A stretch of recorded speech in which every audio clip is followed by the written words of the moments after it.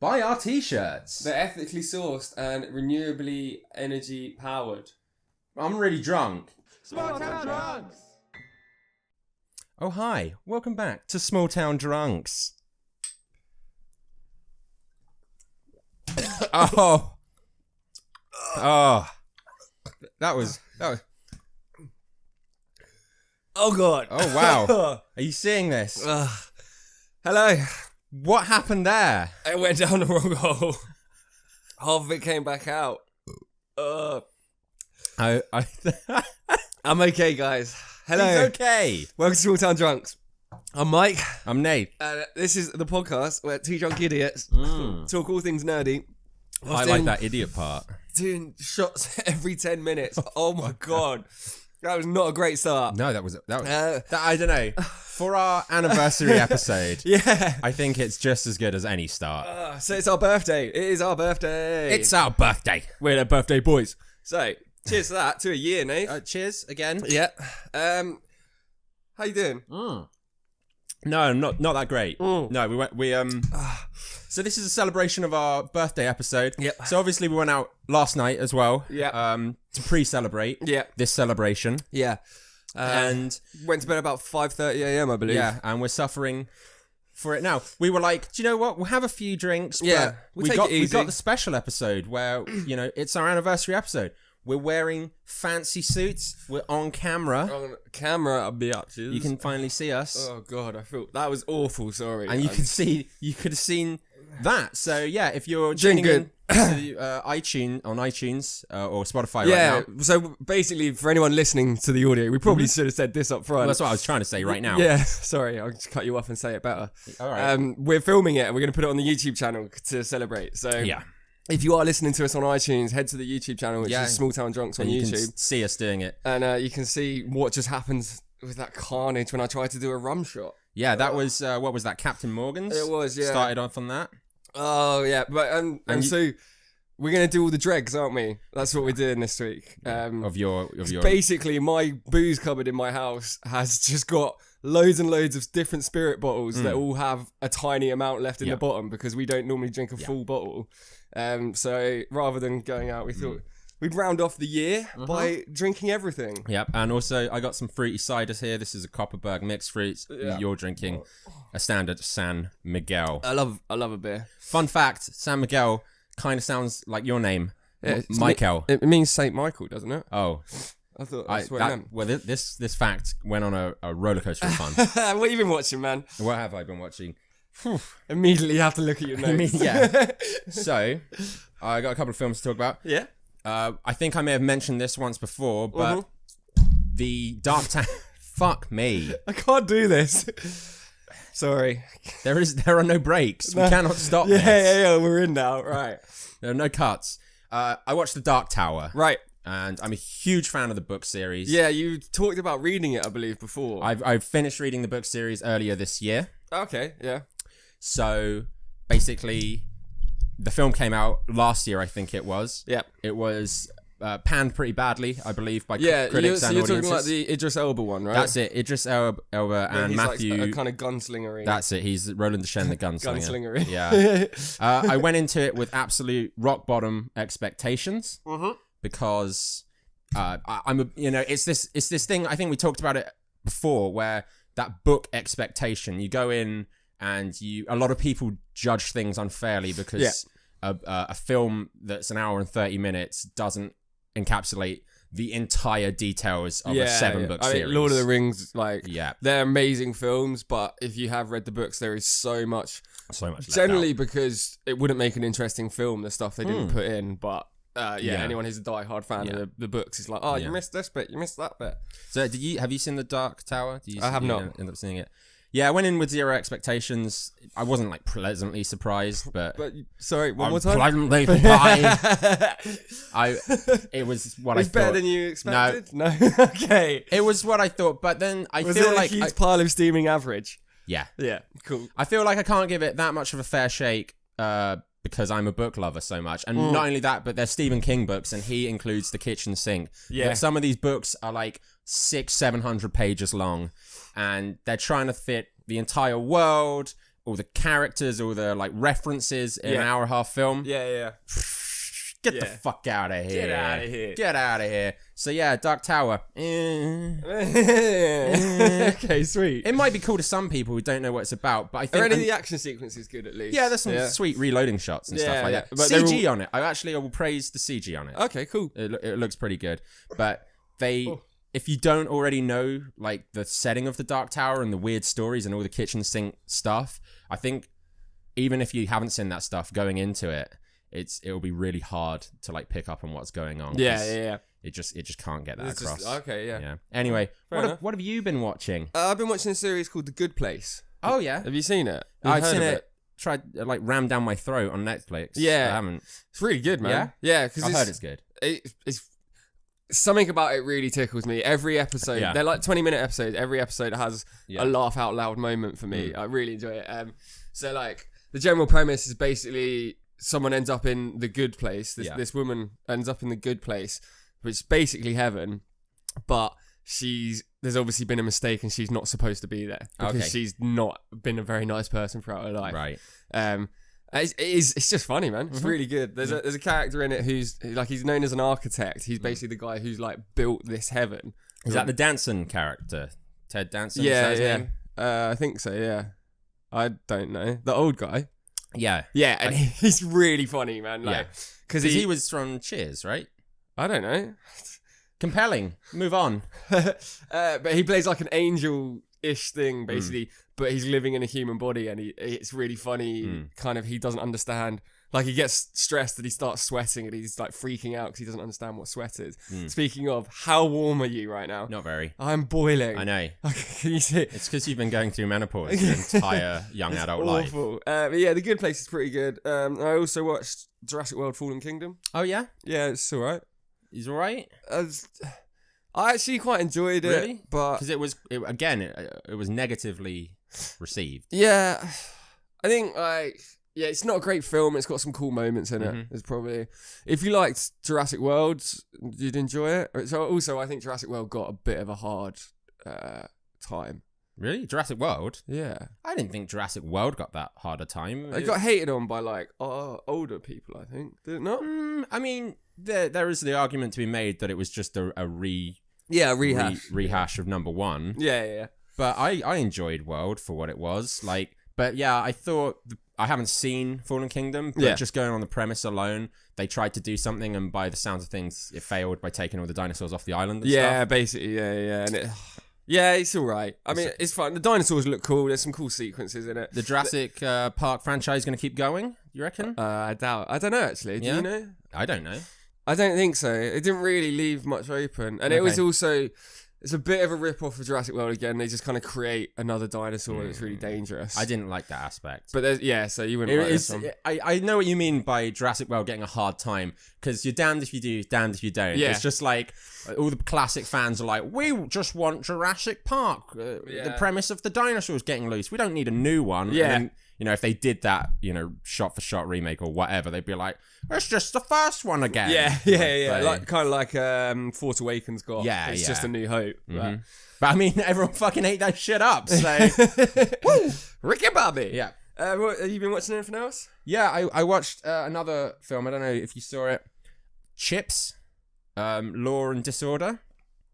Starring Michael Pena and Dax Shepard. I saw a trailer. Is it any good? I really enjoyed it. Yeah? I thought it was really funny. It was a buddy cop movie. Dax Shepard's character plays like a ex-motocross biker. Right, yeah.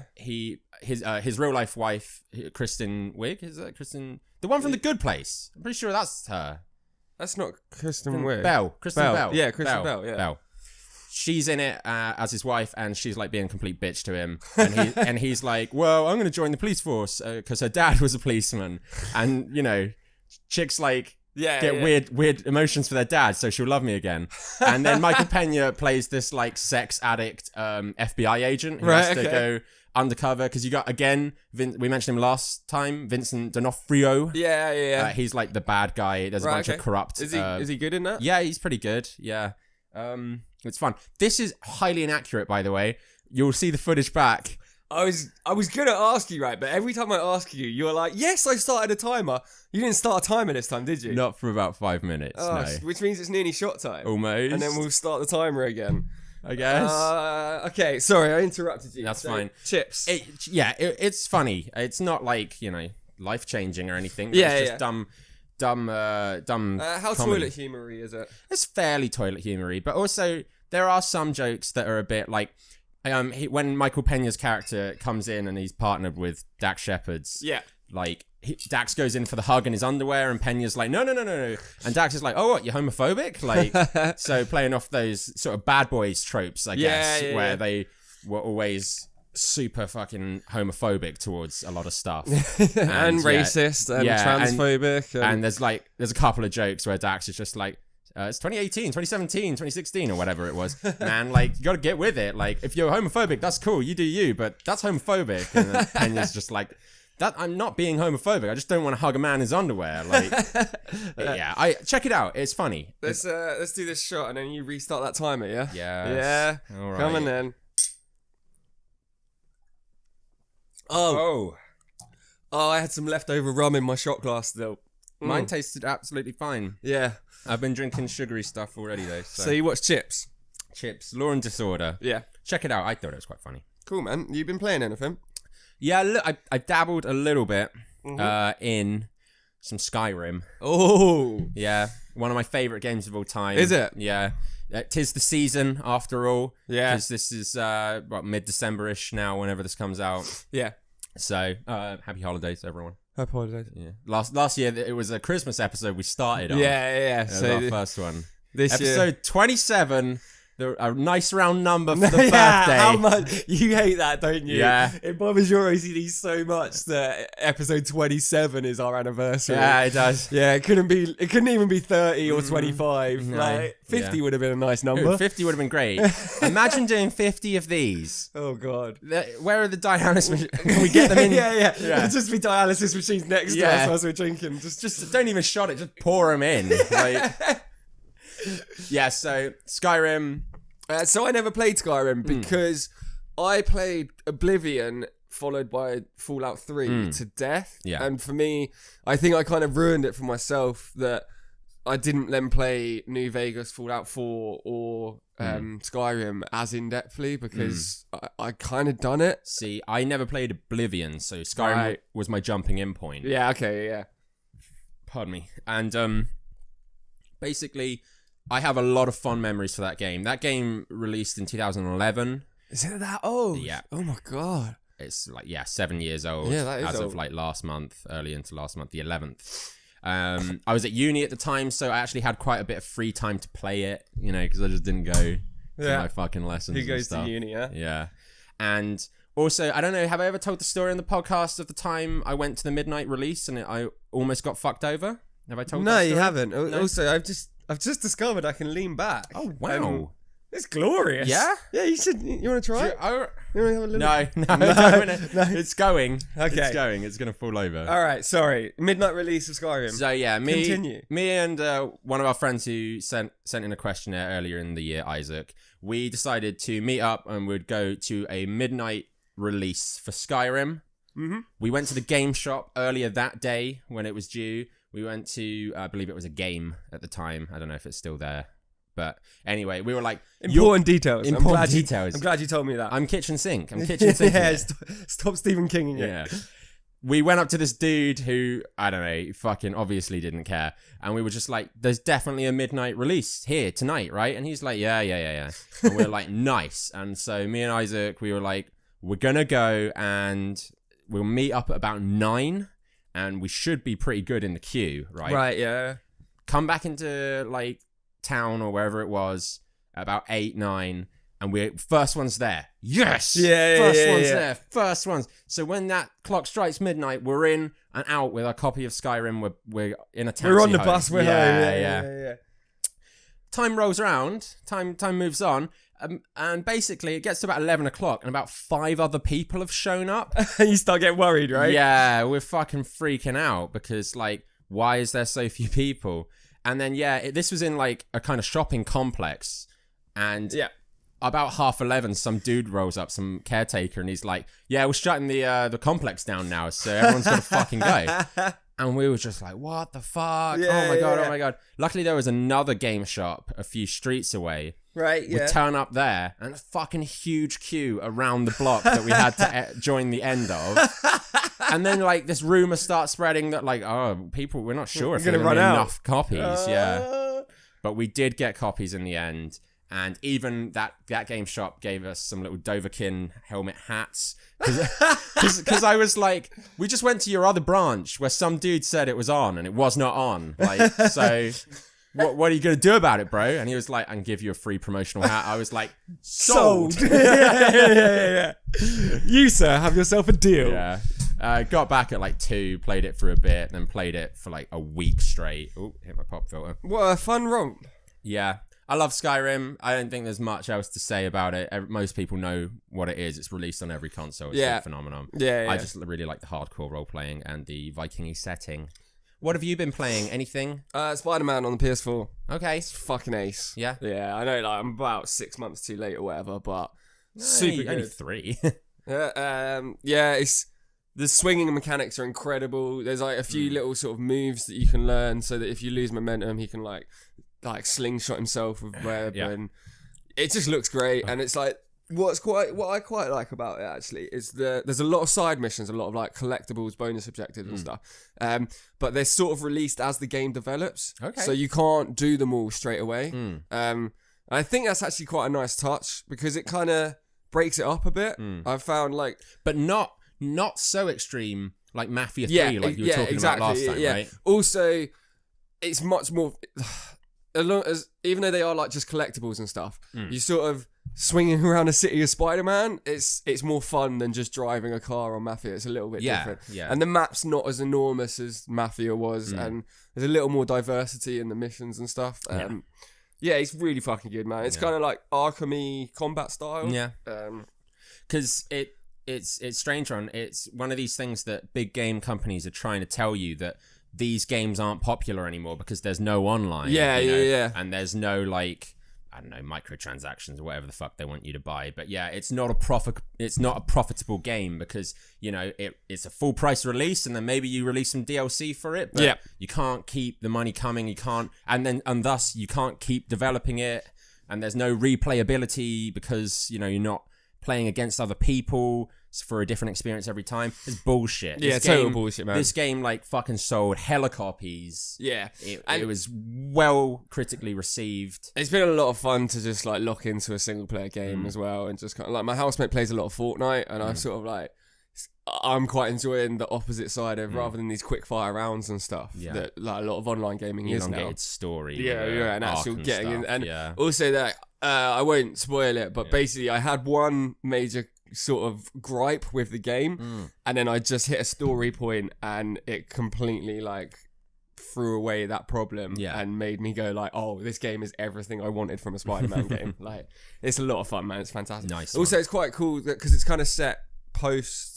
Like it's set like 10 years after he became Spider-Man or something. Right. Like he's older and it's all sort of much more established. Yeah. But yeah, it's a great game. It's a lot of fun. Nice. A lot of fun.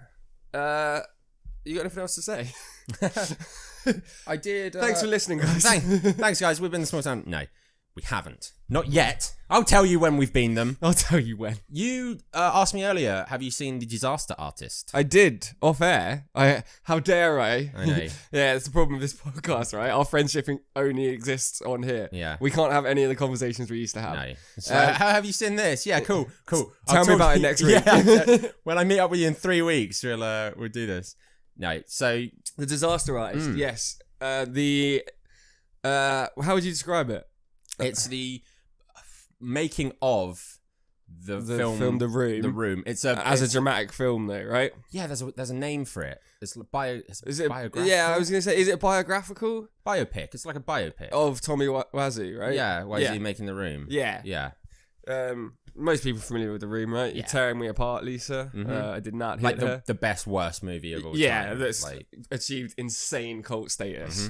Fun fact, I've never seen it. You've never seen it? No, because I'm a hipster. Oh, you're such a hipster. Oh, you must have had it when you go to fucking film school, uni, or even A-level film, and everyone thinks like, hey, have you seen this fucking horrible film, The Room? Like, and everyone thinks they're so like them. Every year there must be a group of students that feel like they're discovering this for the first time. Yeah. And so when everyone was just like shouting about it, I was like, I don't care. Yeah, I'm too cool for that. Yeah, I know. I've seen Anaconda 3. So same difference, We right? talked about that, right? Yeah. That's your favourite film, mate. Almost. But yeah, I thought Disaster Artist was really fun. Really It's good. really good, I think. And James Franco plays Tommy And directs it. Wisey? Wisey. I call him Wisey. He's great in it. And did you see... So at the end, where it puts side by side, like James Franco's scenes. Recreations with the final scenes in the movie, it's scarily good. It's crazy, yeah. Like, he plays Wisey so well. Yeah, he does. Such a weird dude. And I was like the whole, like watching it, but also like being aware that is all based on facts. Yeah. Like all the little details in that actually happened. They haven't taken any, because there's a book. It's based on a book. It's based on the book that Tommy released about his film. No, so it wasn't Tommy. It was Greg. Greg. Yeah, like the guy Tommy befriends. Yeah, well, Greg. I think Greg's the main character in that film. Right? Yeah, he is. Yeah. Definitely. It's his story. Yeah. Played by Dave Franco. It's the two brothers, isn't it? Well, I mean, it's just the Franco gang, isn't it? Seth Rogen's in there. Yeah. Who else have you got? That's it. And Seth Rogen's in there. We have to do a shot. We are. I didn't enjoy that one. That was alright. You okay? No.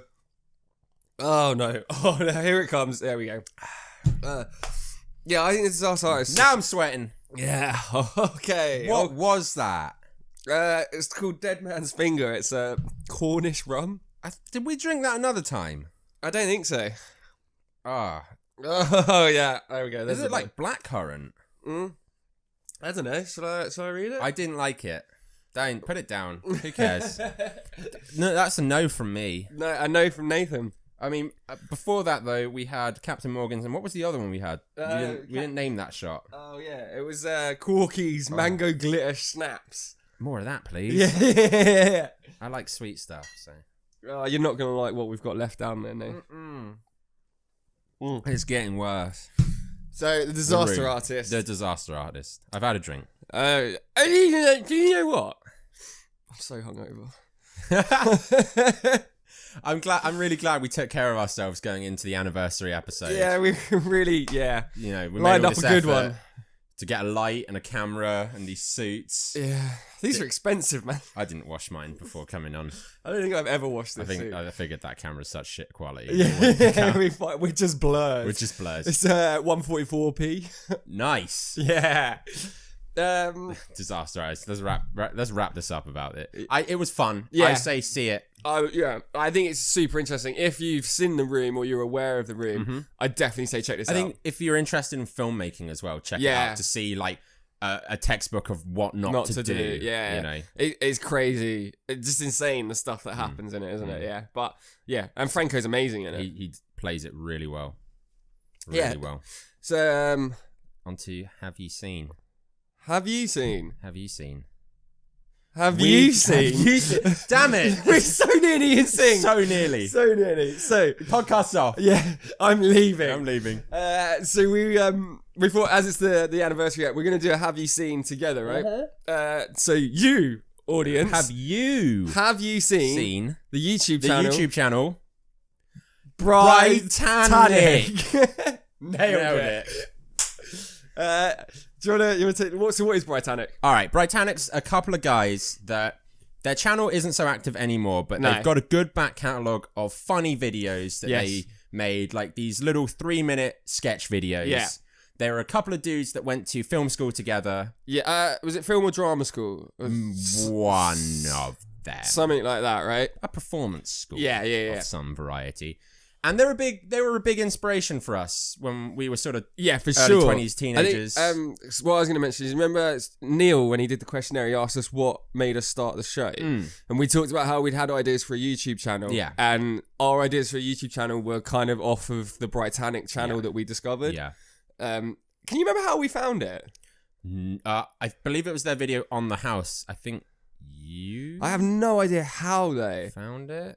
But they're great. So it's two guys. Mike, I've abused enough substances over my life Yeah. to forget more than I'll ever have Your known. brain does not work. So they're super funny. What they're super good at is they always have a great punchline right at the end, don't they? They do like quite a lot of build up. Yeah. That's all funny throughout, but then there's always like a huge punchline that's really, really funny. I think that is complemented by the fact that, yeah, they're both performers, so they both like write this funny stuff. Like they write these funny skits. They perform them really well. They're great writers. I think. They're really good writers. And they've actually, to go on from their YouTube channel, they went on to write for Saturday Night Live, I believe. Yeah, and now the Comedy Central. Comedy Central. Yeah. And they're actually on an episode of How I Met Your Mother. Yeah, the they final are. season, like So one of the final episodes. The final episode where Barney gives away the playbook. That's right. That's Britannic. Britannic, the two Ds. Yeah, so they're called Brian and Nick. Yeah. That's why it's Britannic. Yeah, they popped up in that. They've popped up in a couple of other things as well. They've had little cameos around. And they were in a Joss Whedon film. Yeah, they were, weren't they? Much Ado and No. Much Ado About Nothing. Was it actually that Midsummer Night's Dream? Yeah, no, I don't think it. The Tempest? Yes, The Tempest. Was it? Who knows? Right in. But fucking look it up yourselves. So I guess the point is they made this YouTube channel and they've actually had success off of it. I believe they have a website, which is Britannic.com. Yeah. Where they still do live shows from time to time, I believe. Yeah, out in LA or something like that. Yeah, because they've got they've like one of their videos is called a monologue for three, and it's really simple. It's just three guys doing monologues, but it's funny. But I can see how they could turn their stuff into stage shows easily because it just works. Well, yeah, I think they're really good. They introduce really good editing. Yes, into their videos. They're like their cuts. They have really funny jump cuts, and they know how to use them for comedy effect. Yes, for sure. Yeah. Do you wanna? What's your favorite? So my favorite is a video called Everything, which we just watched. Yeah, before. we did just watch it. I love Everything. And so the premise for that video is it's Brian and Nick sat at a kitchen table or in a kitchen counter, and it's Brian, isn't it? That says no, it's Nick. Nick that says to Brian, "I got to tell you something. I hooked up with your girlfriend." Yeah, and Brian. He's like, I want to hear everything. I want to hear everything. So then Nick proceeds with, in the beginning, there was the Big Bang. Yeah. And it's just all these jump cuts and this kind of montage of him explaining everything from Hickory Dickory Dock to like how glass is made to like what the Romans did with aqueducts. Yeah. All cut together like to display the fact that they've been there for a long time, and he's literally telling him everything. Yeah. Whilst Brian sits there looking kind of like, go on, just keep tell me more. And I want to hear this shit. And then there's a line of you finish this and you get the hell out of my life. Yeah. And it's the music then changes. Yeah, and it's all over a kind of a shouting match. Yeah. Right?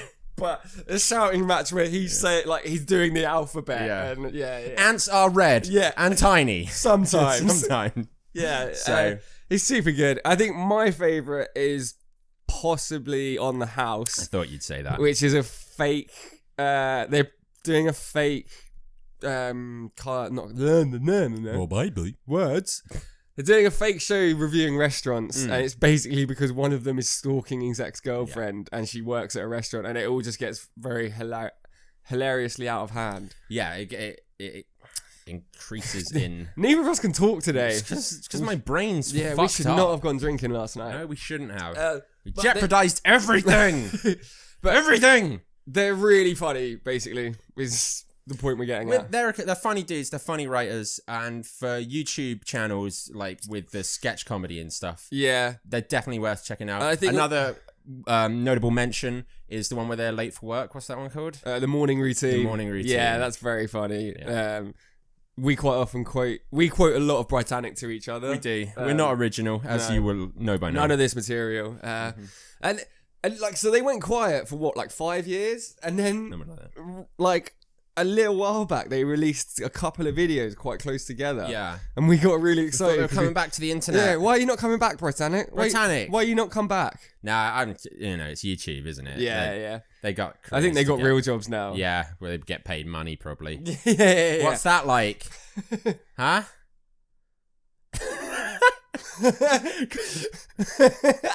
I'm gonna sit here and wait for your response. Yeah, what's that like? Anyway, Look, well, it's shot We're- time in a minute and a half. Yeah, we'll maybe put the link somewhere or We'll tweet him. yeah, we'll tweet Britannic. Sure. You gonna remember to do that? No. No, me neither. Sweet. One of us will edit this. But yeah, if you like YouTube, because who doesn't, check out Britannic. They do a bunch of... How big's their video library? There's probably like 20 to 30 videos on there. Yeah. But also, what I quite like is they don't churn videos out every week. There's a little bit of production value to a lot of them. Yeah. Oh, actually, a notable mention is the Oscar-winning trailer. Yes. So they do like a fake trailer for an Oscar-winning movie, and it's very sort of tongue-in-cheek and sarcastic, but it's very... I think that shows how intelligent of writers they are, that fake trailer. Yeah, that's good. That's a good one. I just realised something. You saying that when I first saw that fake trailer was before I got into them, but about 10 years ago, someone showed it to me. Yeah. In a film class in A level. Mm-hmm. So yeah, about 10ish years ago. Fuck me, we're like pushing this 10-year-old YouTube channel. But as long as, and it is a great thing about YouTube, right? The fact that it's still on there. It's still there. Free. And we probably once or twice a year will come home drunk from the pub and stick it Put on. all of them and on. put the playlist on Yeah. and be wetting ourselves to every episode. They're funny. They're funny dudes.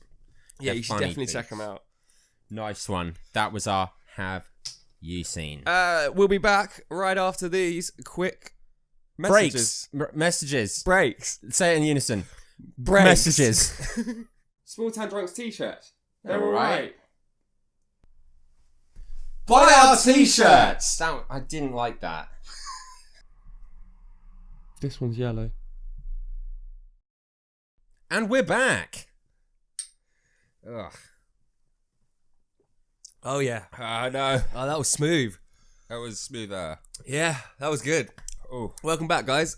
So, what are we going to talk about this week, Nate? a movie. So, it's our birthday. We thought about doing something like a clip show or talking about our favourite bits of the show. No. And then we decided we couldn't be bothered because that would require effort. So what we thought is we'd just bandwagon it and just jump on the greatest film of all time. Yeah. Ever made. Yeah. Time magazine called it a Masterpiece. Nice. And Empire called it The best film in this 6-month period. in the best film they saw that day.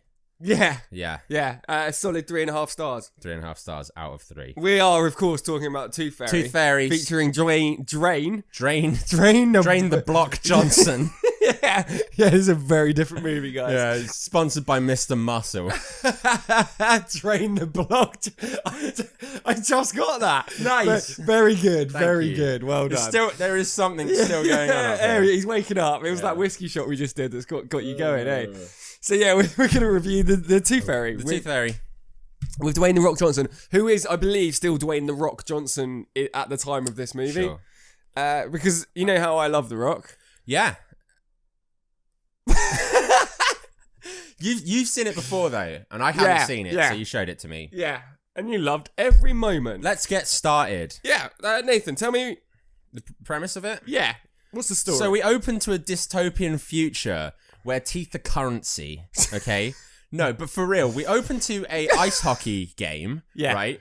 Where Dwayne The Rock Johnson's character plays a a minor league ice hockey team member, celebrity, guy, sportsman, who has a reputation basically for being a bruiser out on the ice. They send him out when... So I guess he's known as an enforcer in the world of sort of real hockey, but it's a kid's film. I think it's like a PG, so it's all dumbed down. You could have fooled me. It's terrifying, Ridiculous. Right? 12A. And yeah, so people start chanting tooth. And then basically they bring a guy out to knock fucking people's teeth out. Yeah, and he smashes someone through the glass barrier around the ice. So aggressive. Yeah, that's a foul, surely. Yeah, it is. And he knocks the guy's tooth out, and then there's like a big reveal. It's Dwayne The Rock Johnson. And then the fans are like, I got the tooth. I got the tooth. And then he's sickening. He's got great lines like, you can't handle the tooth. And I swear to troll the whole tooth.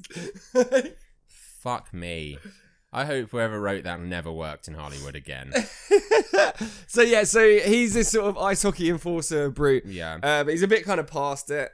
a bit over the hill. Yeah. And also in his personal life, he's dating a mum of two. Yes. Played by someone, I don't know. Okay. Well, no, it's important that we mention these other people who were in it. I'll look it up. Thanks. Yeah, and that's going all right until he almost, like, she has a little girl, and he almost reveals to her that the Tooth Fairy isn't real. So then what happens? He gets summoned to the Tooth Fairy world. It's never really explained. No, where Stephen Merchant meets him, introduces him to Julie Andrews. He grows some fake wings, which I love that they very clearly are fake wings. They made very little effort to improve how they look. I mean, they must have seen what was going on with the CG in this film and just been like, come on, let's just put the fake wings on. It looks better. Yeah. I didn't start the timer again. Are you joking? Oh, God. From the break, I didn't start it. Start it now. I have. He basically gets sentenced to... Fuck me? No, fuck me. Okay, good. Because what's going on? What is going on? The Tooth Fairy. Ashley Judd is the girlfriend character. Oh, really? That's Ashley Judd? Yeah. I didn't know that. Do you know who that is? No. I don't know who that is. She's been in... Oh, she was in Heat. You know, the Pacino. No, I do remember that. I love Heat. That's anyway, we should have watched Heat. So The Rock... How good is Heat? What do you want to do after this? You want to watch Heat? I kind of want to watch Heat. You guys want to watch Heat? Let's watch Heat. Let's just live stream it. No, let's just keep it recording. Yeah, with we'll Heat just put playing. it on. Yeah. So he gets drag summoned... the TV over here and put Heat on. Just back of our heads watching Heat. Yeah. Like... Sorry, he does a thing. He goes to the space world for the Tooth Fairies. And he basically gets sort of sentenced to being a Tooth Fairy for... What is it, like almost 4 weeks or something? Yeah, for almost breaking a little girl's belief. Yeah, because they're powered by children's belief. Just like Santa Claus in the Tim Allen You did, film. halfway through, you did say, this is just Santa Claus. But, about a way shitter fictional character. So it's... so then from then on, basically, it's kind of hilarity ensues of The Rock trying to be a Tooth Fairy and trying to sort out his relationship with this lady and also get his reputation back on as a hockey player rather than just being an enforcer. It's a triple threat. Yeah. There's a lot going on. There's a lot to juggle for The Rock. And this is coming off the back of fucking The Mummy 2 when he was the Scorpion King. Yeah. Because that's... So one of the reasons we decided to talk about this is because I always go on about The Rock, but... So he spends there's a scene where he gets transformed into a tutu, and he's in pink tights and a pink tutu. Like transformed wearing it. He didn't become a tutu for someone else to wear. No, sorry, yeah. But yeah, his clothes disappear and they turn into it. Yeah. They morph into it.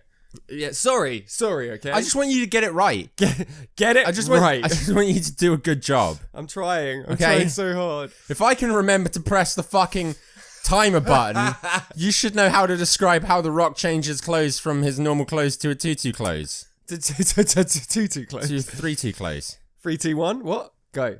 Now you go. Hey! More on that later. Anyway, so what do you think of it, Nate? It was pretty shit. It was pretty fucking shit. Of course you say that. It was Santa Claus with a fucking D-list celebrity fictional character, Tooth Fairies. Who gives a shit? Oh, he's saying the Tooth Fairies D-list to Yeah, Santa not Claus. The Rock. No, I was going to say, you call him The Rock D-list. No, I mean, so we talk about some of the people who pop up in this. Sure. So, Julia Andrews is the fairy godmother, Tooth Fairy leader. It's never really explained. Stephen Merchant's the sidekick character. He shows him the ropes. Yeah, they kind of buddy cop up. Billy Crystal pops up as the wand salesman or something. The Q. He's like Q, isn't James Bond's Q. Should we talk about the roofing that goes on? So much roofing. Yeah, so he gets this fairy dust that just makes people forget. That's right. Just in case he gets caught out. And, it sets their memory back 5 seconds. Yeah. And Christ, he is liberal with it. There's a scene where he goes in and just roofies the entire family so much that they forget who they are. Can we talk just very quickly about a big boy pound? I was hoping you were going to bring that up. Big boy pound it. Big boy pound it. Yes. That's something he thinks is appropriate to say to children. Big boy, pound it. What I loved was, so The Rock said, big boy, pound it, when he's trying to bond with the young teenage boy. Yeah. It kind of didn't sound that bad. And then you turned to me and went, Mike, big boy, pound it. And it suddenly took on a whole new meaning that I was not okay with. It's the fact that he also then says it later on. He says it more than once, doesn't he? Big boy, pound it. So expect to hear hashtag big boy, pound it. Yeah. Okay? Expect to hear a lot more of that. And we never mentioned it again. Big boy, pound it. That was sorry. Seth MacFarlane pops up as like a bit character. Yeah. Also, there's like a young ice hockey player that comes on, and there's kind of a bit of a rivalry. You said he was a professional. Ryan Sheckler, who is possibly one of the most famous skateboarders currently. Probably have to do a shot. Already? I'm so not I'll fill him up. We're gonna do another whiskey, I think. Yeah, that's Ryan Sheckler. Which I thought was super random because he's not been in anything else. I had a quick look up and I saw him. I was like, oh, does he do some acting? He's in very little else. Why have they got a skateboard? Jesus Christ, Nathan. Shut up! Knocking the glasses over. Shut the fuck up! Why do they get a professional skateboarder in to play an ice hockey player? And then he never worked again in the... Oh, fucking hell, Mike. Why don't you pour it like not a dick? No. Okay. Yeah, cool. So, shot time. Oh, yeah. Straight down that one. Not having a good time over there. I'm doing a you from the beginning. Yeah? Wrong hole, yeah. I'm just going to sit here and watch you suffer. That's what I did. Mm-hmm. That's what I deserve. Yeah, you like that? Big boy, pound it. Thanks. There's one scene I found particularly hilarious. Okay. I think he gets this shrinking paste so that he can shrink down to sneak into people's houses and get under the pillows and stuff. Yeah, the whole tooth fairy industry seems to be extremely inefficient. Yeah. But yeah, go on about the paste. There's a whole sequence where the Rock shrinks down to maybe 5 centimeters tall and sort of has to run around this house. But there's something very funny. They change his voice so it's super high pitched. And for me, there was something very funny about a high-pitched voice coming out of the body of the Rock. I really enjoyed that. That was funny. That was like a funny... me. That was quite slapstick though, funny voice. Like a big dude has a tiny voice. He turns around and he's face to face with the cat and he has to like run away from it. That was probably the best sequence in the film. Yeah, I'd say so. Or the montage. Can we talk about the montage?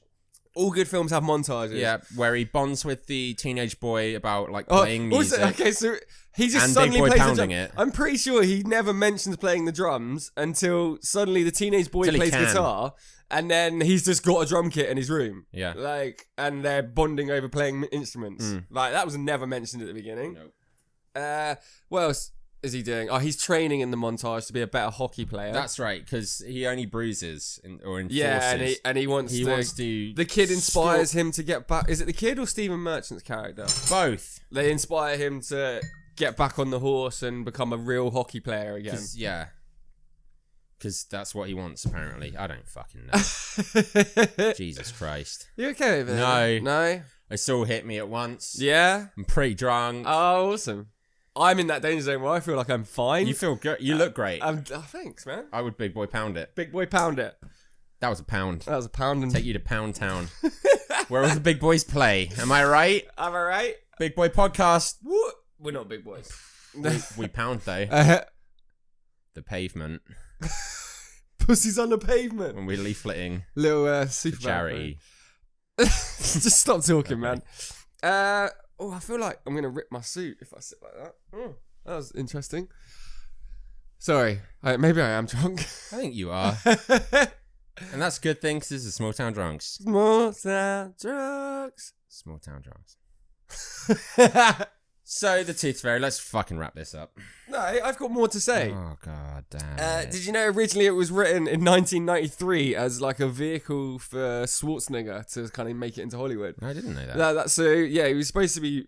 What did he do instead? Predator? No, Last Action Hero. Oh. He made a good choice. Yeah, that's a good Last Action Hero. I like that film. A great little film. You okay? You okay? No.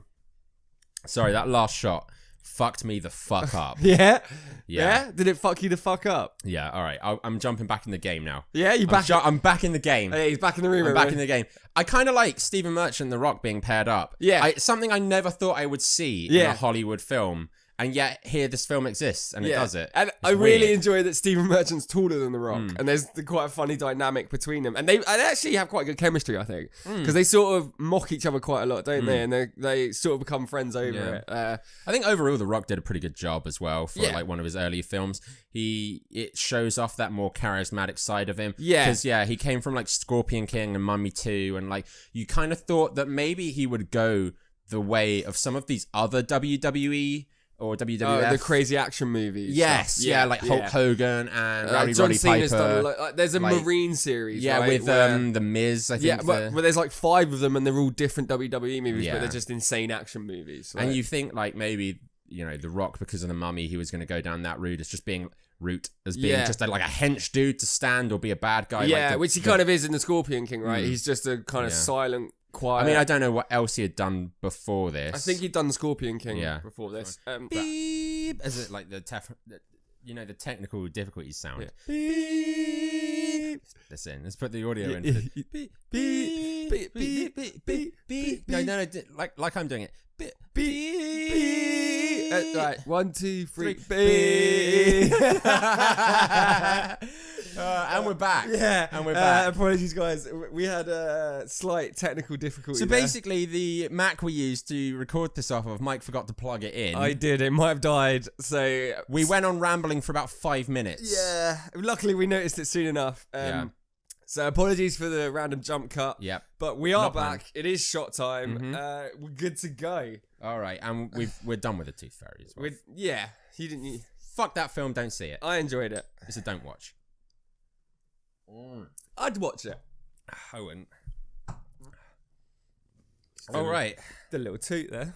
I forgot. What? I forgot we're on camera and I just did a little lean away to fart and then realised that... the all-seeing eye sees all. Everyone just watched me do that. Wonderful. And that's what you'll be famous for when you die. So, it's time for Our Friends Ask Us. Yeah. This week, our questions, they come from Mr. Soul Reed. You've had some opinions on this guy before, right? On the I may once, twice, 4 times told him to go fuck himself. Mm-hmm. Yeah. Why is that? Oh god. Oh, it's happening! It's happening! The kidneys are shutting down. You're going on live leak. Woo! Dude dies. Yeah, dude live dies on camera. mid-podcast. Yeah. Stream alcohol. So Soul Reed is one half of the podcast Let's Talk BS. Mm-hmm. You want to tell the audience about them? It's a podcast that they do. Apparently they have... So we've never met Soul. They have drinks whilst they... Yeah, they drink beers whilst they talk about movies and video games. How convenient. Yeah. So we went to school with the other half of that podcast, Ads. And we've got a bit of rivalry with them because we're better than you. So we are better than you. Look me in the eye. I'm coming for you! Yeah. I'm coming for you! So, let's get... Big boy pound it. Big boy pound. Let's get going. Question 1. If you were here drinking with us right now, what alcoholic would your drink of choice be? What drink you most hated? I'm just going with it now. I know. It's 'cause it's how it's spelt. Probably. I like my ales. All right, yeah. Particularly dark, bitter ones. That's a good podcast drink, am I right? I'm a fan of most whiskies. Oh, that's convenient as well, isn't it? It's just, what have we drunk most of... Remember when we had a big bottle of something? Oh, get over it, you soully bitch. Well, ales. I mean, ales. How do you feel about ales? Not fondly. Not fondly. I like fizzy things because I'm a child. I'm a man-child. Yeah. I love like an IPA. I'm a man-child, but I'm old enough to big boy pound it. I'm sorry. I'll pound that. Yeah. Big boy pound. Okay. Fucking hell. I like an ale. I love like a pale ale or a session ale. I like IPAs. I do quite like IPAs, but as a one-off drink, like if I'm going down the pub to meet with people, which who does that anymore? Who does that? But sometimes maybe I'll be like, I'll take whatever flavor of IPA is on. One thing I do. No stouts. No stouts. That. What am I trying to say? Words, mic, film. So if you're drinking like a light pale ale for like an afternoon drinking session, it sits better in your stomach because it's not gassy and stuff. You're kind of not as bloated. Citrus. Are you okay over there? Yeah? Wicked. Question. Oh, he's most hated. It's question his most hated. Tequila.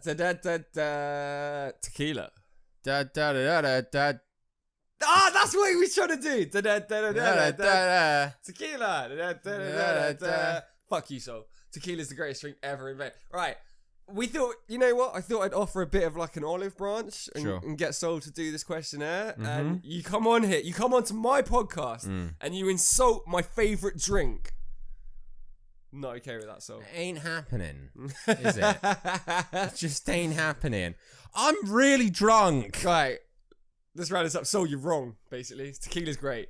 How do you feel about tequila? It's all right. I mean, spoiler alert, we're going to do some in a minute. So. Usually I'm not this bad. The hangover has done me. You are struggling, man. Good I'm thing. Really drunk as well. Question 3, whether you know us well or not, what's something you think we know nothing about at all? Ask us to answer a question or aspect. A thing about it. Yeah, tell us about it. Just say it. The Zelda timeline. I mean, fuck it. Everyone else has tried giving it a go. It can't be much worse. All right. What's your favourite Zelda game? Ocarina of Time's the only one I've played. Breath of the Wild looked sick. I don't know any others. I've never played any of them. You never played any of them? No. You didn't? Yeah, not an N64. Not a Nintendo dude. My other best friend, my actual best friend. This guy's full of jokes. Yeah. You gonna cry over there? Yeah. I know who's not getting Big Boy pounded. I just said I know who's not getting Big Boy pounded. Big Boy pound it. Fucking do your job. Sorry. You drunk. I am drunk. I love you. You my... Oh, no, to be your best friend. No, you're my second What's best your friend. other best friend who does it and he does it? Gary. Who? Oh, Gary Lineker. Yeah. He's a big fan. Do you know Robin Williams? The late Robin Williams. The late great. Robin. He named his daughter after Zelda. Yeah. I did know that actually. Yeah. Oh well, why don't fucking say it then? Tell me the Zelda timeline, Nath. Well, first of all, you've got him working. Zelda's the little boy that wears green, right? Zelda's that little boy that wears green. No, Zelda's a princess. I was trying to do a bit where we pretended to not understand the Zelda. No, Zelda's the princess that needs to be rescued by Mario. Because Bowser took her away. Yeah. So the timeline is Bob Hoskins. He's working in home base. Yeah. Because he's in the bathroom section. Yeah. The fittings. And his best mate, John Leguizamo. Is that who's in that film? That's Luigi in that film, yeah. Oh. Yeah. Fun fact. So the two, also fun fact, those two were both hammered and for the fucking high. Yeah, like because they realised how shit it was instantly, and they just fucking. I suggested that we watch that instead of the Tooth Fairy for this episode. I'm glad we did the Tooth Fairy. It's a great film. I'm not. Anyway, the timeline is it's Hoskins working at home base. He falls down the toilet. And then he gets workers' comp, right? Because that toilet shouldn't have been there. And then little Zelda in her green tunic with her sword and shield. Yeah. Comes over. Mm-hmm. And Bowser takes her. Bowser does. And that's all the first game. Yeah, and then he calls in and the help. There's no open gameplay to that. Calls in the help of Mega Man, I believe it is. The second game is one of these games where you have to court a anime girlfriend. Yeah. And you have to take photos of her at the right times, right? That's a real game. Warigi. That is a real game. That is a real game, yes. I found another one on Steam the other day. Not that I play them. Of course. No, I despise anime. But this weird one that someone linked me was you play kind of... what's that game where you have the ship and it shoots the lasers Space up? Invaders. Like Space Invaders. But, like really fast paced. Yeah. You shoot like these enemies coming down, but the background of the screen is an anime girl in like a dress or something. And like where you shoot, it like rips her clothes up. No. So you get her down into her underwear, but you also have to stop these things from hitting the bottom of the screen. It sounds hot, Nath. You're going to cut this bit, but you definitely need to link me to it. No. I've got it set up on the computer. Just sweet, man. Sweet. Zelda, and that's the third game in the series. And then Zelda 5... is Link's Revenge. Yeah. It's the Bad Boys. Bad Boys for life. It's revenge. Mike Lowry goes in with... I fucking don't know. You got nothing, yeah? I got nothing. And that's the Zelda timeline. Yeah, that's the Zelda timeline. Question 4. What's your favourite movie? We'll review it, even if we haven't seen it. He says The Raid. I haven't seen it. Have you seen it? Are you fucking shitting me? Are you fucking joking? No. The Raid, yes, I've seen it. It's fucking amazing. I was going to say Souls brought back a little bit of, like, respect. Because The Raid is a great film. Is that the Tower Block one? Yes. Zombies? No, it's the one, you know the new Judge Dredd movie, Dredd? Yeah, in the Mega Tower. Yeah, it's that before that came out. But not set in the Judge Dredd. No. It's like in Taiwan or somewhere? Oh, fuck. It's East Asia. Mm-hmm. Yeah, and it's basically, a tower block, the boss is at the top. Kind of a police SWAT unit gets sent in. They all get killed apart from one guy. And he basically sort of single-handedly fights his way to the top. Nice. But, oh my god, the action sequences are insane. Like, oh, Christ, we got to do a shot. Oh, no. Oh, no. Oh, no. Oh, God. Oh, no. Oh, what do you want to shot? What do you want to drink? I mean, the sours has got the most the thing in it. Be kind to me. Do the sours. I'm drunk enough. No one needs to see anymore. Oh, little spurt out there. Spurt. You find that as you get older, little spurts little just happen. spurts all the time. That's why I carry another set of underwear around. Hey. Shot time. Sad. Are you okay, mate? No. You don't look okay over there. No? Feeling pretty. Oh. No, that was the end of it. I feel pretty. Feeling pretty. I'm feeling pretty. And then in the rest of the raid is the zombies, right? There's one with a tower block and the zombies in it. I have no idea what you're talking about.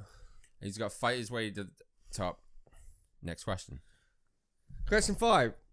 Who do we win a fight between blank and blank? Choose between Mike and Nave who argues for who. I'm arguing for Snake Plissken. Who?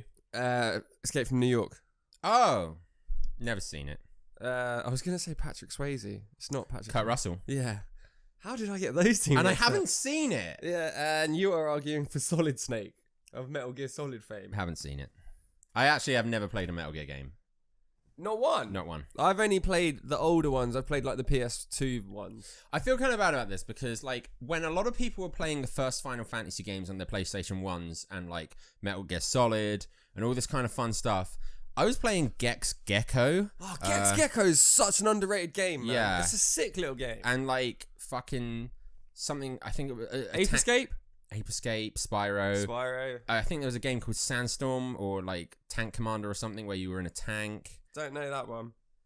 I got a burp. Oh, he's a big boy. He's going to burp. Ooh, big boy pound it. Just do it. Big boy pound it. We're still recording, sorry. by the way. I forgot we were on camera there. Yeah, oh no, you also forgot you're on mic because no one said anything for 2 seconds there. We're doing it again. Big boy pound it. Nice. Yes. Nice. So you... It's what a are we doing? mess. Solid Snake versus Snake Plissken. They both have eye patches. Yes. Does he have an eye patch in the first film or is it when it goes to Escape from LA? Is that when he gets I can't remember. I feel like he has an eye patch in the first one, but then I'm pretty sure he does. Is it the battle for the eyes? Whoever wins gets the other one's eye, the spare eye. And then he can have 2 eyes and the other one has no eyes. Whoever wins takes the eye. The eye, There can be only one. Yeah. One snake with 2 eyes. Yes. Yeah. I really think Snake Plissken's got this. I didn't think because he's an action movie hero. So Solid Snake. Mine's a video game, action video game, man. Not an action game, stealth game.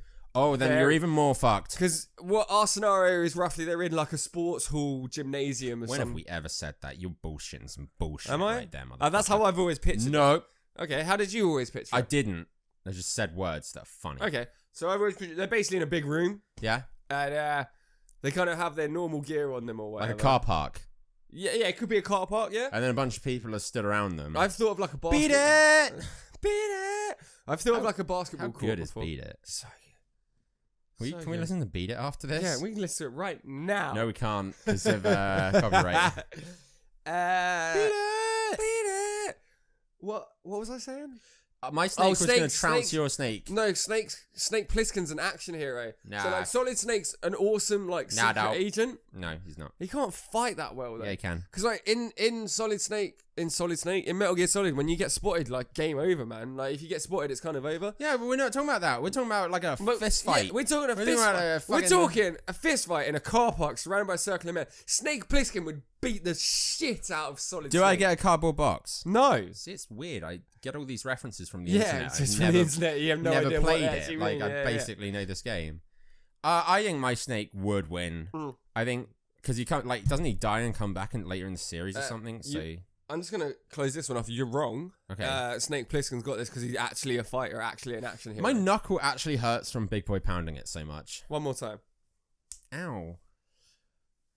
Question 6. Ask us 5 questions. They'll be about anything. We will answer them. Question 1. Question 1. And then I forgot read it. You gotta read ahead. Fallout 76. Why did they bother? Do you want to get your back up on this one? I feel like you could get. What do you mean back up? Like I'm gonna defend it? No, you're gonna rant about it. Yeah, I have things to say. Sure. Yeah, I got things to say. It's gonna be a Nathan moment if you guys want to just skip a couple of minutes ahead. Well, first of all, I'll say I think some of the negative press actually may have been wrongly received. I do feel like it's a bit of a bandwagon thing to hate on this game at the minute. Yeah. I don't really have a fair opinion of 76 because I haven't played it and I don't really have any plans to play it. But when IGN, a game that is notoriously edit that word better for me in post. Yes. Right, bitch. Notoriously. Thank you. Has... Noticeably? Noticeably. It's famous for... basically giving COD every year like a 9 to 9.5 out of 10 being for like the same game of the year. Like... When IGN then turns around and it's like Fallout 76 5 out of 10, I just feel like they're trying to bandwagon. They're trying to get in on what everyone is saying. It might not be. We've recorded this episode early in terms of this question, so maybe by the time this comes out, something would have changed rapidly. They might have patched it a bit, or something will come to light that shows why it had such a cold reception, or why everyone's shitting on it. But me saying that a lot of people are shitting on it isn't me saying it's a good game. In all fairness, what I've heard is it's very, very buggy. It was made by a B team from the assets from Fallout 4. Yeah. Like, you could speed hack in the first few days of it coming out. Its first patch was 50 gigabytes big, so anyone who... 50 gig for a patch is for insane. A first day patch. To patch a bunch of bugs that did not fix everything. It really does feel like Bethesda Games jumped on this whole model of Destiny 1, 2, and what are these other games like not Titanfall, what's this other one? Anthem is going to come out from I also think a lot of Steam games, because I think it's leaning towards the world of, say, like The Forest and... There's a survival element to it as well. It's trying to cover all these bases that are kind of popular in gaming right now. Yeah, there's a lot of that going on, isn't it, where you sort of dropped in an environment and you collect resources and build your own town. Rust is very like Rust heavy. Yeah. Only it's trying to do that off of the success of the Fallout IP. Yeah. Which, yes, there is some kind of survival element to that usually, because post-apocalyptia usually has the struggle of survival. And the Fallout world is an interesting world, but... Sure it is. It's a very different game to put under the umbrella of Fallout from Bethesda Yeah. I mean, I personally think this was Bethesda dabbling in the world of continued... profit and monetization. What we were talking about earlier with Spider-Man of the single players not being as profitable as online multiplayer games. Because Bethesda spearheaded DLC, you know this, right? Yeah. Horse Armor was the first ever DLC on Xbox 360. Not inclling expansion packs for PC games and DLCs stuff. That just, like console smaller DLC. add-ons. Yeah, console DLC, Bethesda. They were the first people, and then a few years ago, they tried to introduce on the Steam store monetized mods, paid mods, where you'd have to pay for mods that weren't even created from the people at Bethesda to patch into the games. It was just mods. Yeah. And they really pushed for this, and they kind of got it in the end because they have the Creation Club where you have to buy fucking Bethesda bucks to buy these mods and they never work out. Do you remember the old way you'd buy like Microsoft points on Xbox 360 where it would be like you can buy a pack of 500, 1,000, 2,000 for like $5 or £5, £10, £20, and then everything would cost like 400, so you get 100 points left over, which you couldn't spend on anything. So you had to buy more. I remember. Yeah, I'm very aware of that shit. And that's what they've done with Creation Club for mods for like Skyrim and Fallout 4 and stuff. Basically, Bethesda have been trying to spearhead, and that's single player games. So how can we get more monetization into single player games? Something that luckily the gaming community are very against still, which I'm glad about, because I'm more okay with DLC than I am with loot boxes. Me too. Because I don't mind paying a little bit more for. What I hate is DLC that seems like it should have been in the original game. But of course, so The Witcher 3 is a great example of this. Witcher 3 it's a great game, and it has DLC that adds to that game. But it's almost expansion pack level. Exactly. DLC, I think DLC in terms of like things like horse armor and kind of stuff like that, it kind of should have been part of the game. Yeah. But DLC that is new missions, new areas, new maps, new like sizable content to add to your playing experience. The idea of paying say like 10, 15 quid for a whole sort of another section of a game I really enjoy playing, for me that's worthwhile. It is, and I'm the same. Yeah, I think that's a fair enough. Yeah, I think that's different to loot boxes. I'm okay with that. Paid mods as well was always a tricky one, because mods are created by people that aren't. They're like third party. They're not part of Bethesda. So if Bethesda updates their game and someone doesn't update their mod to go along with it, you've paid the money, but they don't have any obligation to do that because they're not under this company. Anyway, that's what Bethesda were trying to do. And I think Fallout 76 is them finally being like, we can do games as a service. We can basically slap all the assets from Fallout 4 into this game, make it multiplayer, introduce like a customizationable store where you buy atom caps or something like that, atom points for like all your cosmetics and stuff like that. The game released at 60 fucking quid or 50 quid or something. Yeah. And then it's got an in-game store. It's broken to high shit. Yeah. Bethesda fucked up here. But also, at the same time, as long as it was their B team working on this and they're still going to roll out the next Elder Scrolls and whatever, like, fuck it. You can kind of forgive them for it, I guess. Well, forgive them or just ignore it. I'm ignoring it. That's at the end of it, you don't have to buy it. No. But I think there's enough information out there now that you probably... I think you can make an informed decision about whether you're going to buy it or not. A lot of the fan base were like, oh my God, they're going to ruin Fallout forever because, like, the way this game isn't just an RPG like the rest have been. Yeah. But you got to look back in history. Interplay, when they owned the Fallout franchise, they put out Brotherhood of Steel, which was a completely different game. Fallout Tactics was a tactical game. Brotherhood of Steel was the first introduction for me to Fallout. Yeah, me too. Me too. I played it on the PS1, kind of like I think. A top-down isometric-y kind of thing. Yeah. Kind of like Diablo, Baldur's Gate-esque. Yes, it was, but they weren't main games. They weren't RPGs. Yeah, I think... We have to do a shot. Yeah. The idea that Fallout 76 has ruined the Fallout franchise, I don't agree with. No, I don't agree with that.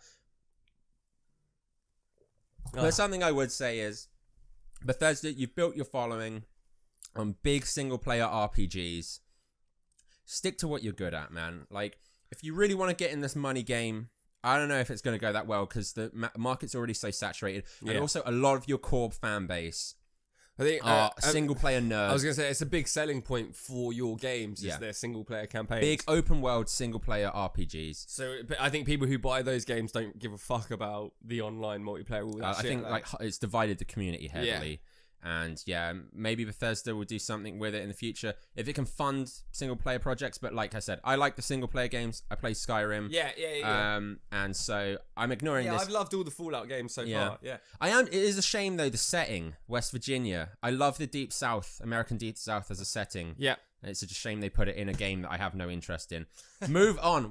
I think we've made more time on this question than we did the topic, and I had so much more to say as well. I'm drunk. I got to pee, so we'll be right back after these and not technical issues. Find our t-shirts at smalltowndrunks.gmail.com. Bye. This one has sleeves.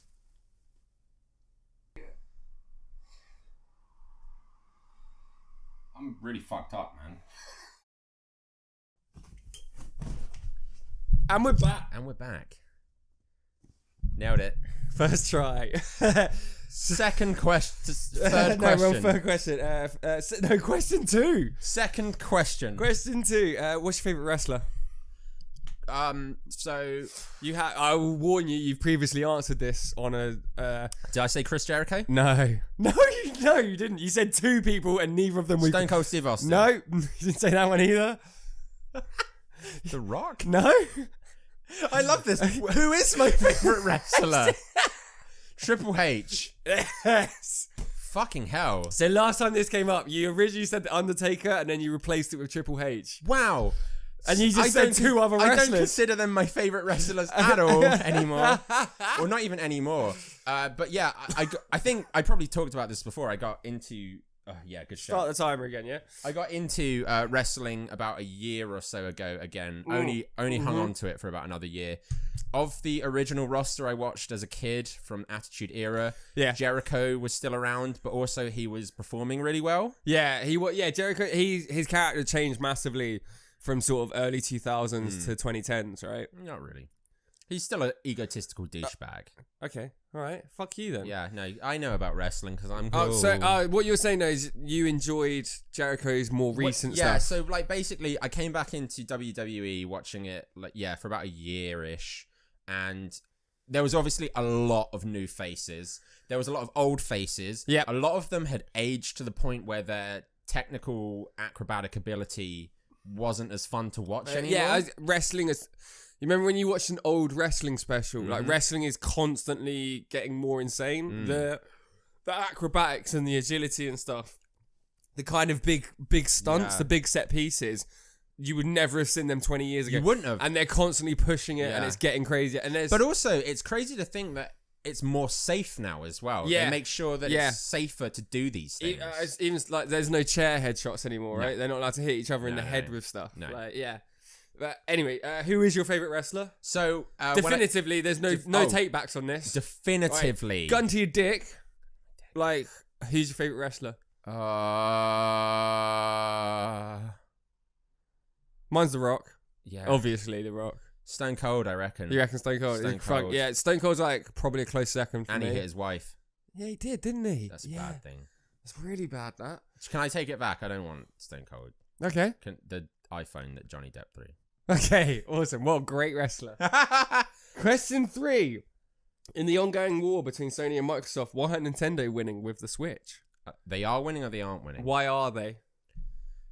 Are they? I think the Switch was a huge thing for Nintendo. I think... Nintendo were very good at redefining the wheel or developing the wheel. Yeah. So, for consoles... How gimmicky was the Wii when it came out? Yeah, but it sold, man. And it sold. I was one of these motherfuckers being like, Wii Tennis? That looks like the the best fucking thing Argos ever. counter. Like, give me the Wii! Wii on me! I guess something different. I think, yeah, I love that. What Nintendo are good at is they have their separate market. Mm-hmm. They're more family orientated. They make games for younger kids. And then they develop different hardware. They try new things. Yeah. But also, as well, they have a lot of first-party games. Yeah. Which you get PS4 exclusives. So you're talking Mario, Zelda, stuff like that. Stuff you can only play on Nintendo. And they've made a big Smash point. Bros. They hold on to their big titles. Yeah, of course they haven't do. Released them and anywhere you can't get them anywhere. Pokemon. Yeah, they fucking own all the Pokemon stuff. Like, yeah, and Pokemon's huge. And they've never leased any of these titles out to any other console apart from maybe a few things back in the early day. But whilst things are getting more kind of inward in their kind of development. Yeah. Microsoft only wants Microsoft Nintendo's games. they've taken their properties and they just work on them. Mm-hmm. So they do a good Smash Bros. They do a good Mario game. They do a great Zelda. Like Breath of the Wild on the Switch was like groundbreaking. Like the revamp of Mario. A negative though is they don't get a lot of these other big title games. No, true. That you'd get on because them. their consoles generally They're usually a little bit weaker. Yeah, than, in terms of graphics, in stuff terms like of hardware. They kind of can't handle, say, Skyrim or Oblivion and stuff, and it takes a while. So is it not? Skyrim's recently been released on Switch. Yeah, about like a year or so ago. Yeah, but that's 7 years after it released or whatever. Like, yeah. People keep buying it. I love the way, by the way, we've just gone straight for the sours because we've been doing this so long now. Yeah, because of the little technical difficulties, we've been drinking a very long time. Yeah, we did another shot of something. I think another shot of whiskey during the technical difficulties. And so, how sad is that we did a shot and it's not even on camera? R.I.P. I don't know. I wouldn't say that Nintendo are winning though. Like, I think they hold their own though. They hold their own and they have their own market, and I think there will always be a market. I think the Switch was massive. And what was the Lego the cardboard stuff where you built stuff and you put the Switch remotes in it, like you built like a piano out of cardboard. I didn't hear about this. Talk for a minute. I'm gonna look it up. You do know basically the Switch released with this thing where. Basically, you bought this box and it came with loads of cardboard, but it was all sort of like pre-cut shapes and stuff. Was the box made out of cardboard as well? Maybe it was like cardboardception. But the idea was basically so you could do stuff like you built little little bugs out of cardboard, and then you put the controller in it, and then with the other controller you could control it, and through the vibrations on the controller, like the bug would move around the room and stuff. And I have no idea what you're on about. There was like a fishing game where you there was a piano. You like made a piano out of cardboard and then put the remotes in it and the keys worked and stuff like that. You can keep describing it all you want. I have no idea. Nint's Switch. I know that Pokemon has moved over to the Switch now, which is kind of annoying because I say recently, about a year and a half ago, I bought a 3DS, and now like they've done this thing where because Nintendo have, you might have had the Xbox One or the Xbox 360 and the PS3 and the PS4, but they didn't bring out, like, PSP was handheld, but yeah, Nintendo have owned the handheld gaming. With the Game Boys and all that shit. Yeah, and all the way up to the DS. It's called the Nintendo Labo. But it's stuff like you make a steering wheel from cardboard. And then, like, you put the remote in the middle of it, and then you use it. Like, it's very clever, man. You should check it out. Labo, I think it's called. And that's why Nintendo wins. Because they released the Labo. Oh, there was one really cool one where you built a whole fucking mech bodysuit out of cardboard, and then it, like, interacted into a game. Fun fact, I did that anyway when I was 16 with a bunch of boxes after Christmas. Everyone did, right? Question 4. Why can't I stop buying Star Wars Lego? Amen, brother. Amen. Yeah, no, come on. Though, actually, I'd say recently that slowed down for me because the most recent Star Wars film to release was Solo. Yeah. I don't really feel like any good sets came out of that. Yeah, you've already got Millennium Falcon. Yeah. I got the Force Awakens Falcon, which, by the way, is already doubled in value if you want to buy it new. Yeah. Like, from the £100 I bought it at, it's like £200 to buy it now. Yeah. Because of the limited runs. The last thing I remember, I think you've got, is the bomber from Rogue One. Nope. Force. Nope. What Last was the Jedi? What was the most recent one that everyone hated? Last Jedi. It was The Last Jedi, wasn't it? Yeah, I said that. Yeah. Did you say Last Jedi? I said The Last Jedi. Big boy pound it. Big boy pound it. That's how you make him forget. I'm quite drunk. So yeah, no. You got more to say? Sorry, I was gonna move on. Yeah. From Solo, I don't think any good sets came because you got the clean Millennium Falcon. Okay. Yeah, I did it. I haven't seen Solo, but I've seen the screenshots. I heard it was okay. I heard it was just like really average. Yeah. I think that oversaturated. We talked last time about the Marvel stuff and how oversaturated Netflix made the Marvel stuff. Yeah. I think Star Wars have done that basically, where they keep releasing these movies and people are basically going like, oh, like the hype's died down. Yeah, sure, definite. Compare like Solo hype to Force Awakens hype. Yeah. We haven't had a Star Wars movie in 10 years and we're fucking releasing this and it's like Luke Skywalker's back and all that. Everyone went mental for that. And then Like, we've had a Star Wars film every year for like 5 years now, and people have just started. Also, going, no like, one asked for Solo. Like, yeah, Solo's an already established character. You don't need his backstory. I was literally, that's what I was gonna say, man. Like, I have no needs to see where he got a blaster from, see how he got his waistcoat. Tell me about Bounty Hunter number 2 from the film. Fucking The Empire Strikes Back. Fucking The Empire Strikes Back. That's a great film. That is a great film. Great film. Question 5. Why do you hate me?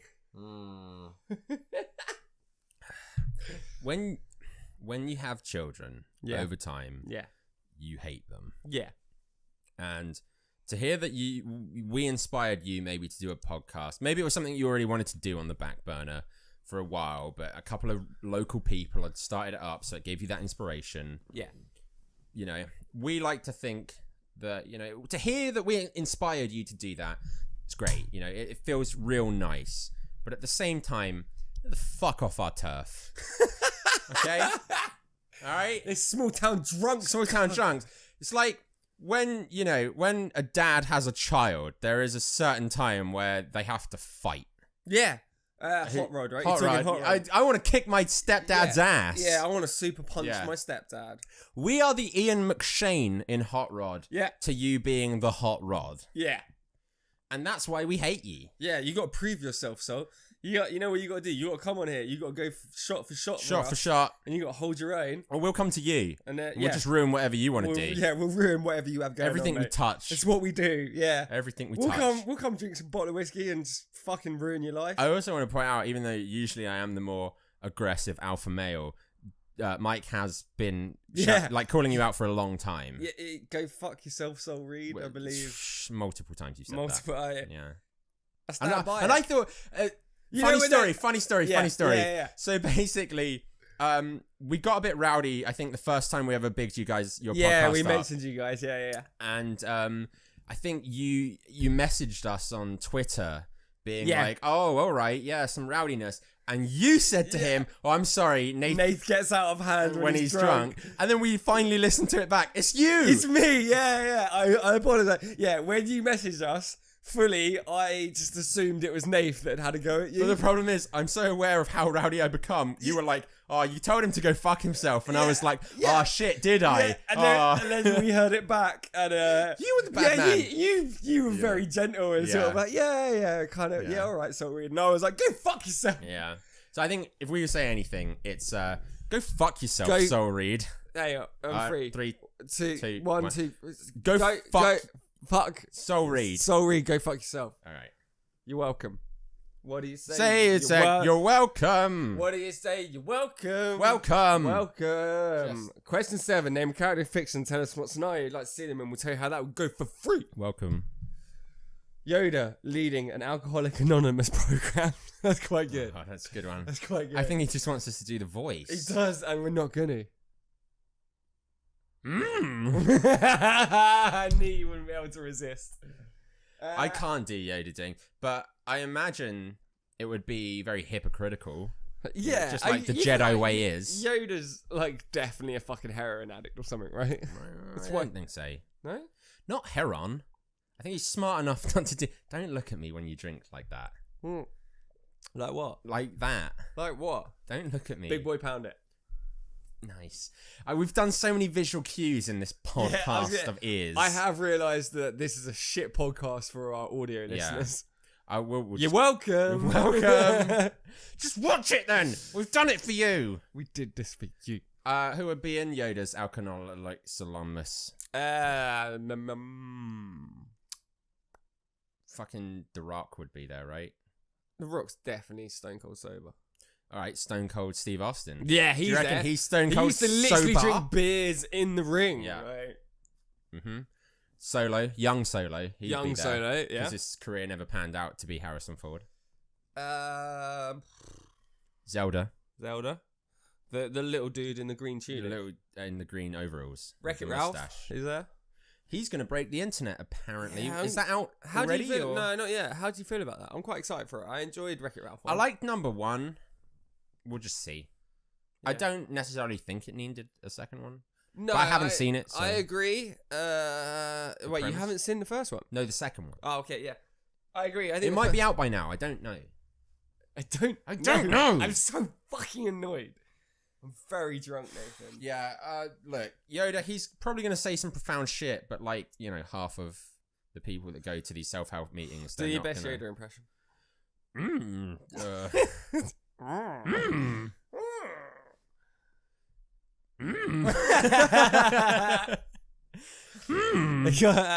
Young. He just does that. He just does that because his mind has been fucked up by booze, just like ours has.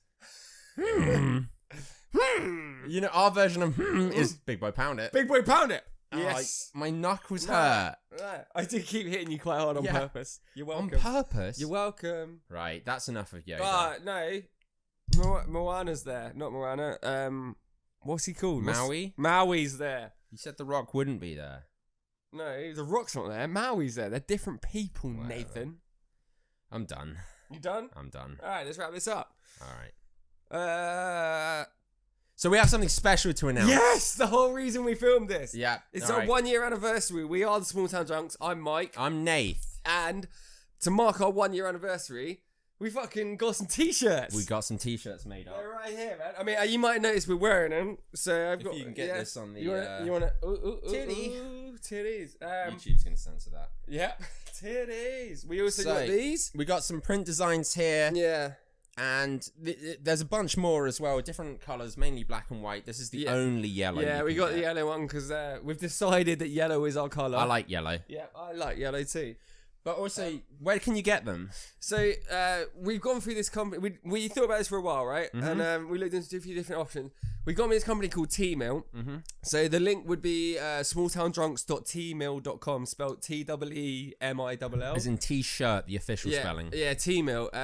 Because they're all about sort of ethically sourcing stuff and not the economy, the environment. So their factories use renewable power. Yeah, so their factory is powered by solar. The factory where the t-shirts are made is powered by solar and wind power. Yeah. And all of the cotton they source is like under fair trade rules, and it's basically the nicest way we could find to get our own merch done, right? And we liked it. We liked that. Yeah. And for what is essentially like 1-2 quid more to kind of have those kind of good morals behind it, I guess we were like, yeah. And can we just, if we're gonna push these t-shirts, even if you don't get our design, these are so fucking soft. Oh mate, yeah, they're like, insanely soft. We got all of ours in, and like, the first thing I did was just kind of rub it on my face. Yeah, me too. And go, oh my god, me too. The print quality is good as well. Yeah, I mean, they are a 30 wash, but I don't see them coming off too easy. Yeah, they're good. So a friend of ours, we've mentioned before, but Hooch. Yeah, we call him Hooch. His what's his? Dead by Design. Dead by Design's his thing, but what's his actually? It's C Baker Design. Yeah, Cecil B. Baker. C Baker. C Baker on T-Mill. He did all our designs for us, and the designs are on the back wall here. We're gonna say they're sort of there. We're wearing them. They're all the designs. We're gonna do a giveaway, right? We are gonna do a giveaway. So.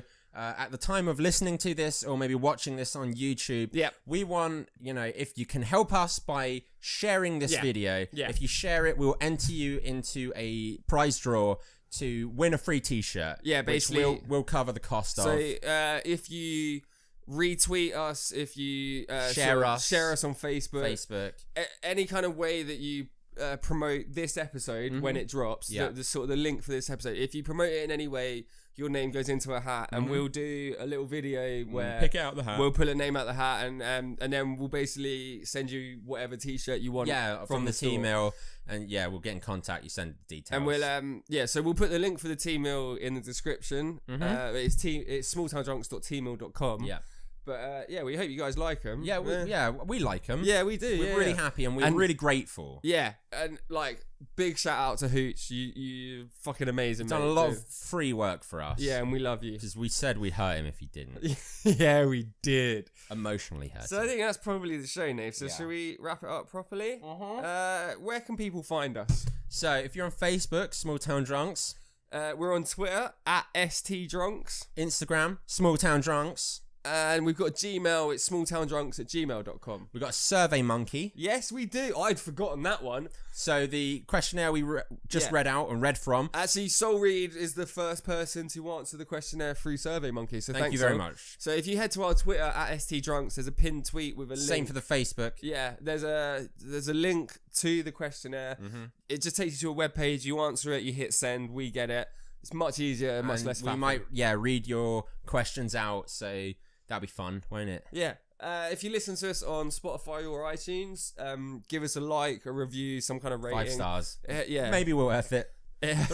2 stars, please. It helps us show up for other people to find this fountain of knowledge that we produce. Or otherwise, you can find me in most children's playgrounds just hanging out. Yeah. Thanks to Hooch and Mr. G for the theme tune and the artwork. Yeah. I think that's about it. That's everything. I hope you've enjoyed watching us. If you're watching us, I hope you've enjoyed... we're on camera. Yeah, no, I've been addressing the camera the entire time. Yeah, not. I hope you enjoyed listening, if you're listening to us. Thanks for listening, guys. We'll catch you soon. All right, love you. Bye.